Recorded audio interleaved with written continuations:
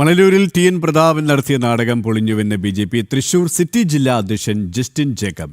ബി.ജെ.പിയുടെ മുന്നേറ്റം കണ്ട് വിരളി പൂണ്ട കോൺഗ്രസ് നേതാവ് ടി എൻ പ്രതാപനും എൽ.ഡി.എഫും ഇല്ലാ കഥകൾ മെനയുകയാണ്. ബി.ജെ.പി. യാതൊരു ക്രമക്കേടും നടത്തിയിട്ടില്ലെന്ന് തെരഞ്ഞെടുപ്പ് ഉദ്യോഗസ്ഥരുടെ പരിശോധനയിൽ തെളിഞ്ഞുവെന്നും മണലൂരിൽ ബി.ജെ.പി. വലിയ വിജയം സ്വന്തമാക്കുമെന്നും ജസ്റ്റിൻ ജേക്കബ് പറഞ്ഞു.